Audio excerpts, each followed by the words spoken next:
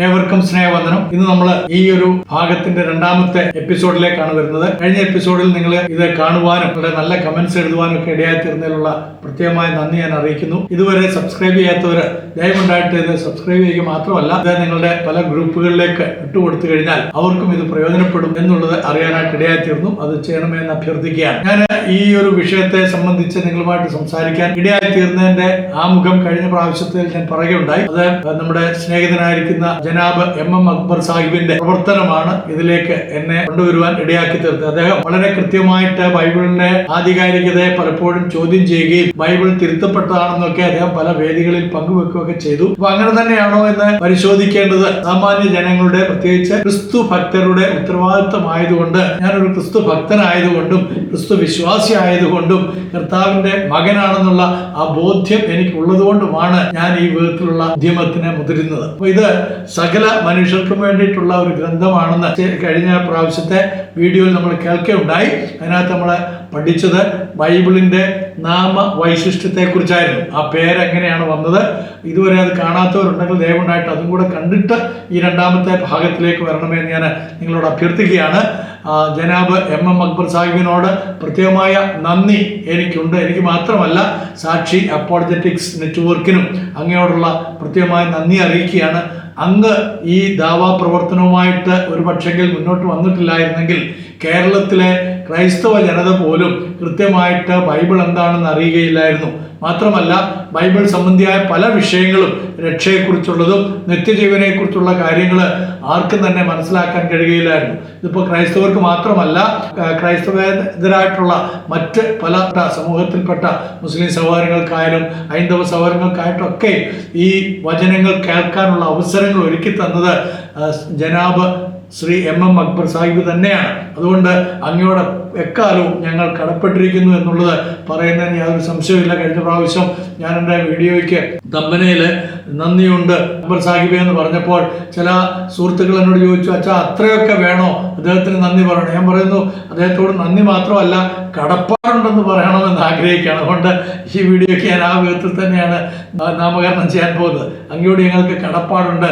അങ്ങാണ് വാസ്തവത്തിൽ വേദപുസ്തകം എന്താണ്, ബൈബിൾ എന്താണ്, ദൈവവചനം ഏതാണെന്നുള്ളത് ലോകത്തിന് പറഞ്ഞു കൊടുക്കുവാൻ ഞങ്ങളെ പ്രേരിപ്പിക്കുന്നതായിട്ടുള്ള വ്യക്തി. അതുകൊണ്ട് നമ്മുടെ രണ്ടാമത്തെ ഭാഗത്തേക്ക് വരുന്നു. ഇന്ന് നമ്മൾ ചിന്തിക്കാൻ പോകുന്നത് ബൈബിളിന്റെ ഉത്ഭവ വൈശിഷ്ട്യത്തെക്കുറിച്ചാണ്. ബൈബിളിന്റെ ഉത്ഭവ വൈശിഷ്ട്യം. ബൈബിൾ എന്ന് പറഞ്ഞു കഴിഞ്ഞാൽ ദ ബുക്ക് എന്നാണ് നമ്മൾ കഴിഞ്ഞ ആഴ്ച പഠിച്ച് നിർത്തിയത്. അപ്പോൾ ലോകത്തിലെ അറിയപ്പെടുന്ന മതഗ്രന്ഥങ്ങൾക്കെല്ലാം ദൈവിക നിശ്വാസ്യത ഉണ്ടെന്ന് എല്ലാ മതങ്ങളും അവകാശപ്പെടാറുണ്ട്. അങ്ങനെ ചെയ്യണം. അതായത് മതബോധമുള്ള ആളുകളൊക്കെ അത് ചെയ്യുന്നത് ഏറ്റവും ഉചിതം തന്നെയാണ്. നമുക്കറിയാവുന്ന പോലെ നമ്മുടെ ഭാരതത്തിലെ ആര്യന്മാരുടെ മതഗ്രന്ഥങ്ങളായ വേദങ്ങളെ സംബന്ധിച്ച് അത് യജ്ഞകുണ്ഡത്തിൽ നിന്നും ഉണ്ടായി വന്നതാണെന്നും വളരെ കൃത്യമായിട്ട് പറയുന്നു. ഋഗ്വേദം അതിന്റെ 10-ാം മണ്ഡലം 90-ാം സൂക്തത്തിലെ യജ്ഞകുണ്ഡങ്ങളിൽ നിന്നും കയറി വന്നതാണ് വേദങ്ങളെന്ന് എഴുതിയിരിക്കുന്നു. അപ്പോൾ എന്നാൽ ബൈബിൾ അങ്ങനെ അവകാശപ്പെടുന്നില്ല. രണ്ടാമതായിട്ട് ഇസ്ലാമിന്റെ മതഗ്രന്ഥമായ അവരുടെ ഗ്രന്ഥം ഖുർആൻ അള്ളാഹു മലക്ക് മുഖാന്തരം ഇറക്കി കൊടുത്തു എന്നാണ് അക്ബർ സാഹിബും കൂട്ടരുമൊക്കെ വിശ്വസിക്കുന്നത്. മലക്ക് ഇങ്ങനെ വന്ന് പറഞ്ഞു കൊടുത്തു എന്ന്. ഇവിടെ ചില ചോദ്യങ്ങളൊക്കെ നമ്മുടെ നാവിൻ തുമ്പിലുണ്ട്. അതിൽ ഒന്നാമത്തെ ചോദ്യം, വന്നത് മലക്കാകുന്നുവെന്ന് നബിയോട് പറഞ്ഞതാരാണ്? ആ ഒരു ചോദ്യം അവിടെ അവശേഷിക്കുന്നു. അതൊരു ക്രിസ്ത്യൻ പാതിരിയാണ്, അദ്ദേഹത്തിന്റെ വിവാഹം നടത്തി കൊടുത്താനുള്ള ഒരു ക്രിസ്ത്യൻ പാതിരിയാണെന്ന് ഒരു പക്ഷം ആളുകൾ വിശ്വസിക്കുന്നുണ്ട്. അതിലേക്ക് ഞാൻ ഇപ്പോൾ പോകുന്നില്ല. ഇനി ഖുർആൻ എന്ന് പറയുന്നത് ഒരു പ്രൈവറ്റ് റെവലേഷനാണ്. ഒരു പ്രൈവറ്റ് റെവലേഷൻ എന്ന് പറഞ്ഞു കഴിഞ്ഞാൽ അത് രഹസ്യമായിട്ട് കിട്ടിയിരിക്കുന്ന ഒരു വെളിപ്പാടാണ്. എന്നാൽ ബൈബിൾ എന്ന് പറയുന്നത് അങ്ങനെയല്ല. അങ്ങനെ ആരെങ്കിലും വന്ന് ഇറക്കി കൊടുത്തു എന്നുള്ളതല്ല, ദൂതന്മാർ മുഖാന്തരം സംസാരിച്ചു എന്നുള്ളത് തിരുവചനം വളരെ കൃത്യമായിട്ട് നമ്മളെ പഠിപ്പിക്കുന്നുണ്ട്. അതുകൊണ്ടാണ് ഇതിനെ തിരുവചനം എന്ന് അറിയപ്പെടുന്നതെന്നും കഴിഞ്ഞ ആഴ്ച നമ്മൾ ചിന്തിക്കുകയുണ്ടായല്ലോ. അപ്പോൾ ദൂതന്മാർ മുഖാന്തരം സംസാരിച്ചു. മാത്രമല്ല ദൈവ ഇൻസ്പിറേഷൻ, ദൈവികമായിട്ടുള്ള ആ ഒരു ഇൻസ്പിറേഷൻ പ്രവാചകന്മാരിലൊക്കെ ഉണ്ടായതുകൊണ്ടാണ് അവരിത് എഴുതിയത്, രേഖപ്പെടുത്തിയത് എന്നുള്ളത് കഴിഞ്ഞ പ്രാവശ്യത്തെ വീഡിയോയിൽ നമ്മൾ കേൾക്കുകയുണ്ടായി. അപ്പം മലക്ക് ഇറക്കി കൊടുത്തു എന്ന് പറയുമ്പോൾ തന്നെ ഒന്നുകിൽ അത് മലക്കിൻ്റെ വചനങ്ങളാണ്. കാരണം നബി തിരുമേനി ഒരിക്കൽ പോലും അള്ളാഹുവിനെ കണ്ടിരുന്നില്ല എന്നുള്ളത് നബി തിരുമേനിയുടെ ഏറ്റവും ഇളയ ഭാര്യയായിരുന്ന ആയിഷ ബീബി വളരെ കൃത്യമായിട്ട് പറയുന്നുണ്ട്. ആയിഷ ബീബി വളരെ ചെറുപ്പക്കാരിയായിരുന്നു, വളരെ കുഞ്ഞായിരുന്നു എന്നുള്ള നമുക്കറിയാം. അദ്ദേഹം 51 വയസ്സുള്ളപ്പോൾ ആയിഷ ബീവിയെ വിവാഹം കഴിക്കുന്ന സമയത്ത് വെറും 6 വയസ്സ് പോലും തികയാത്ത ഒരു പെൺകുഞ്ഞായിരുന്നു. ആ പെൺകുഞ്ഞ് ഒരിക്കലും കള്ളം പറയാൻ സാധ്യതയില്ല. ആ പെൺകുഞ്ഞ് ഒരു 9-ാം വയസ്സായി കഴിഞ്ഞപ്പോഴാണ് നബി തിരുമേനി, അപ്പോൾ തിരുമേനിക്ക് 53 വയസ്സായിരുന്നു.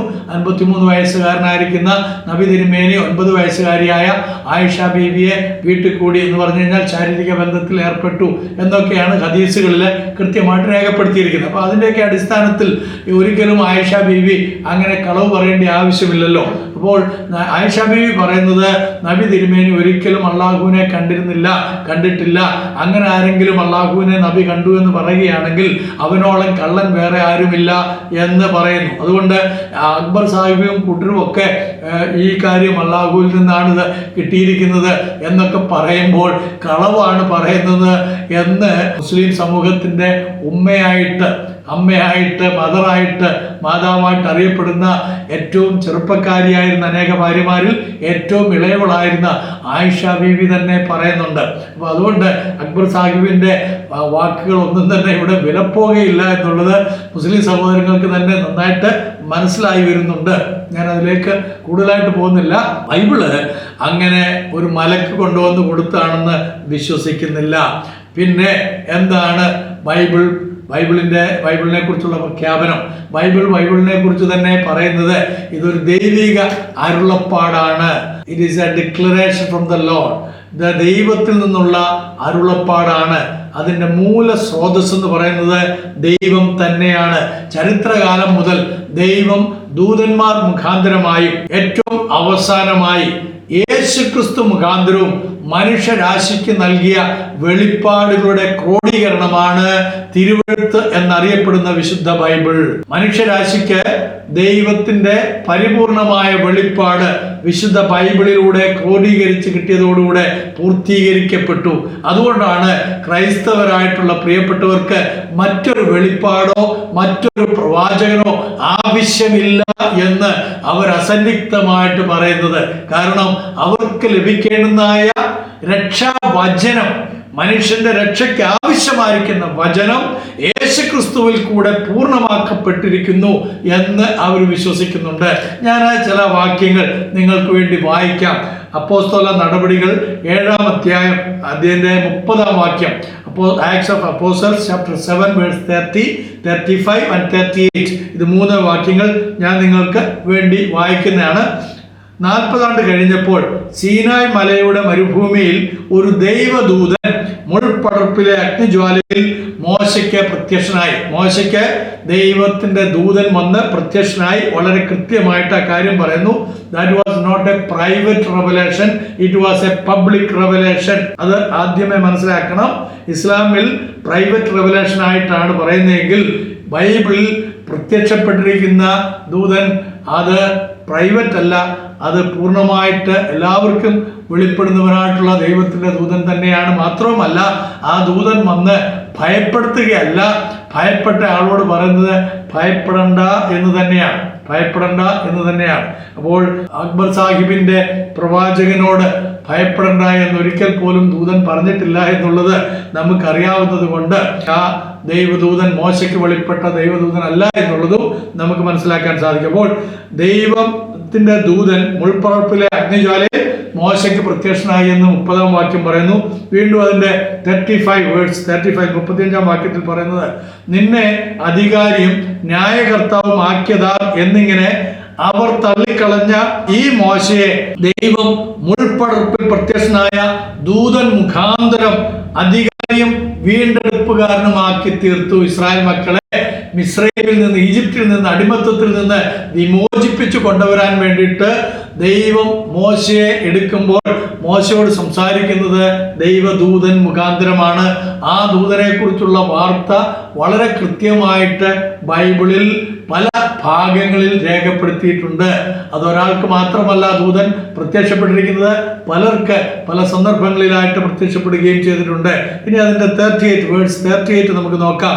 സീനായ് മലയിൽ വെച്ച് തന്നോട് സംസാരിച്ച ദൂതനോടും നമ്മുടെ പിതാക്കന്മാരോടും കൂടെ മരുഭൂമിയിലെ സഭയിൽ ഇരുന്നവനും നമുക്ക് തരുവാൻ ജീവനുള്ള അരുളപ്പാട് ലഭിച്ചവനും അവൻ തന്നെ.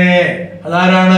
ആ മോശയെ കുറിച്ചാണ് പറയുന്നത്. അപ്പം മോശ മുഖാന്തരമാണ് ദൈവത്തിന്റെ ന്യായപ്രമാണം, തോറ. നമ്മൾ കഴിഞ്ഞ പ്രാവശ്യം കേട്ടു, തോറ, നാബീ, കത്തൂബിയം. അപ്പൊ ആ തോറ എന്നുള്ള ഗ്രന്ഥം, പഞ്ചഗ്രന്ഥങ്ങൾ, അത് നമുക്ക് ലഭിക്കാൻ ഇടയായി തീർന്നത് മോശയ്ക്ക് മുൾപ്പടർപ്പിൽ പ്രത്യക്ഷനായിട്ടുള്ള ദൂതൻ മുഖാന്തരമാണ് എന്നുള്ളത് നമുക്ക് കാണാൻ സാധിക്കും. വേറൊരു വാക്യം കൂടെ നിങ്ങളുമായിട്ട് പങ്കുവെക്കാൻ ആഗ്രഹിക്കുകയാണ്.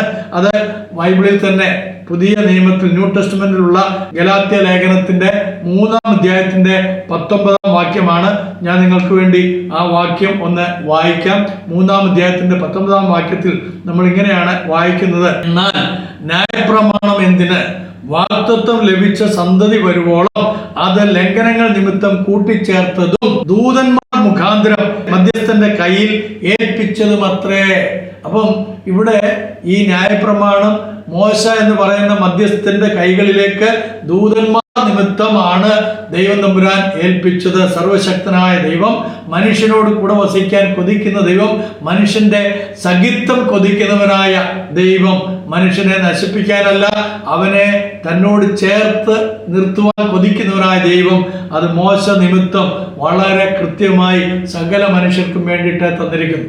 അത് കഴിഞ്ഞിട്ട് മറ്റൊരു 2 വാക്യം കൂടെ നിങ്ങളുമായിട്ട് പങ്കുവെക്കാൻ ആഗ്രഹിക്കുകയാണ്. അത് എബ്രായ ലേഖനം 1-ാം അധ്യായത്തിന്റെ 1-2 വാക്യങ്ങളാണ്. മിക്കവാറും എല്ലാ ക്രൈസ്തവ സമൂഹത്തിലെ ആളുകൾക്ക് കാണാതറിയുന്ന ഒരു ആയത്താണത്. അതിങ്ങനെയാണ്: ദൈവം പണ്ട് ഭാഗമായും വിവിധങ്ങളായും മനുഷ്യരോട്, നമ്മുടെ പിതാക്കന്മാരോട് പ്രവാചകന്മാർ മുഖാന്തരം സംസാരിച്ചിട്ട് ഈ അന്ത്യകാലത്ത് പുത്രൻ നിമിത്തം, പുത്രൻ മുഖാന്തരം നമ്മളോട് അരുളി ചെയ്തിരിക്കുന്നു. അപ്പോൾ പുത്രൻ എന്ന് അവിടെ പിതാവായ ദൈവം തന്നെത്താൻ വിളിക്കുകയാണ്. ആരെ? യേശു ക്രിസ്തുവിനെ. യേശു ക്രിസ്തു ദൈവത്താൽ ഈ ലോകത്തിലേക്ക് അയക്കപ്പെട്ടിരിക്കുന്നത് ദൈവത്തിൽ നിന്നുള്ള സത്യമായിട്ട് വന്നവനാണെന്നുള്ള താഴോട്ടുള്ള ആയത്തുകളിൽ നമുക്ക് കാണാൻ സാധിക്കും. അങ്ങനെയുള്ളവനായ ആ യേശു ക്രിസ്തുവിൽ കൂടെ സമ്പൂർണമായിട്ടുള്ള ദൈവിക വെളിപ്പാട് നമുക്ക് ലഭിച്ചു കഴിഞ്ഞു. ഞാനൊരു വേറൊരു ആയത്ത് കൂടെ നിങ്ങളോട് പറയാൻ ആഗ്രഹിക്കുകയാണ്. അത് 1 ജോൺ ചാപ്റ്റർ 5 വേഴ്സ് 19 and 20. അവിടെ വളരെ കൃത്യമായിട്ട് പറയുന്നത് സത്യദൈവത്തെ നമുക്ക് അറിയാനുള്ള ഭാഗ്യം കിട്ടി. സത്യദൈവത്തെ നമുക്ക് അറിയാനുള്ള ഭാഗ്യം കിട്ടി. ആരാണ് ആ സത്യദൈവം?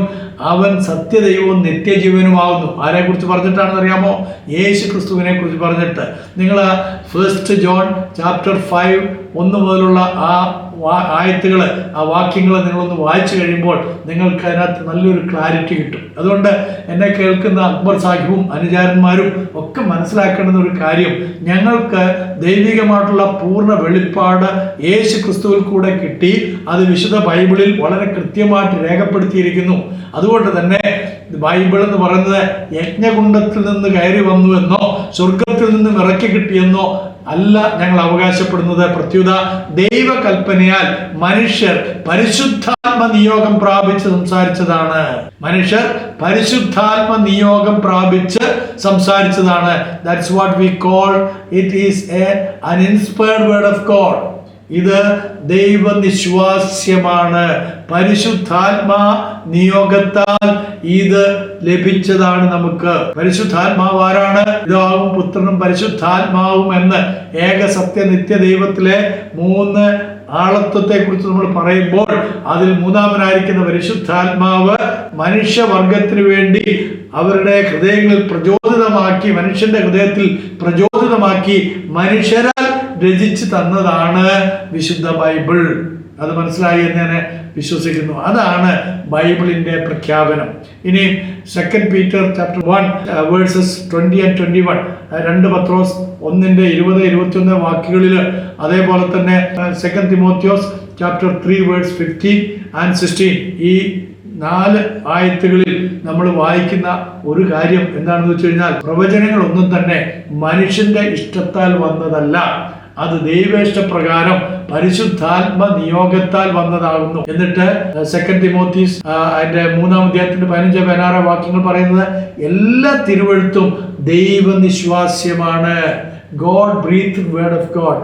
ദൈവം ശ്വസിച്ചതാണ്, ദൈവത്തിൽ നിന്ന് വന്നതാണ്. ദൈവത്തിന്റെ വചനം സാക്ഷാൽ വചനമായിരിക്കുന്ന ക്രിസ്തു, ആ വചനം ജഡമായി തീർന്നു വന്നിട്ട് നമ്മുടെ ഇടയിൽ പാർത്തുകൊണ്ട് നമ്മളോട് സംസാരിക്കുകയാണ് ദൈവികമായിട്ടുള്ള കാര്യങ്ങളെ, ദൈവത്തെക്കുറിച്ചുള്ള പൂർണ്ണ വെളിപ്പാട്. അപ്പോൾ ദൈവമാണ് അരുളി ചെയ്തത്. അതുകൊണ്ട് വചനത്തിന് അധികാരമുണ്ട്. നമ്മുടെ വിശ്വാസ വിഷയങ്ങളുടെ ആത്യന്തികമായ തീരുമാനത്തിലുള്ള വേദി അല്ല വിശുദ്ധ ബൈബിൾ, മറിച്ച് വിധികർത്താവാണ് തിരുവെഴുത്ത് എന്ന് പറയുന്നത്. പരമാധികാരി നമ്മുടെ കർത്താവായ യേശു ക്രിസ്തുവാണ്. ആ അധികാരം പ്രഖ്യാപിക്കപ്പെടുന്നത് തിരുവെഴുത്തിലൂടെയാണ്. തിരുവെഴുത്തിനാണ് ക്രൈസ്തവ വിശ്വാസത്തിനും സഭയുടെ പ്രവർത്തനങ്ങൾക്കും അധികാരം നൽകുന്നത്. അതുകൊണ്ട് ഈ നൽകപ്പെട്ടിരിക്കുന്ന അധികാരം യേശു ക്രിസ്തുവിൽ കൂടെ സകല മനുഷ്യർക്കും ഒരു പുതിയ ജീവൻ നൽകുക എന്നുള്ളതാണ് ദൈവത്തിന്റെ പദ്ധതി. ആ പദ്ധതിയാണ് ബൈബിളിന്റെ പ്രമേയം. മനസ്സിലായി എന്ന് വിശ്വസിക്കുന്നു. നിങ്ങൾക്ക് ഇത് ഇഷ്ടപ്പെട്ടെങ്കിൽ നിങ്ങളുടെ കമൻസുകൾ താഴെ എഴുതുക. അതോടൊപ്പം തന്നെ കൂടുതൽ നമുക്ക് പഠിക്കാൻ തക്കോണം 3-ാമത്തെ എപ്പിസോഡിലേക്ക് നമുക്ക് വീണ്ടും വരാം. അതുവരെ നന്ദി, നമസ്കാരം.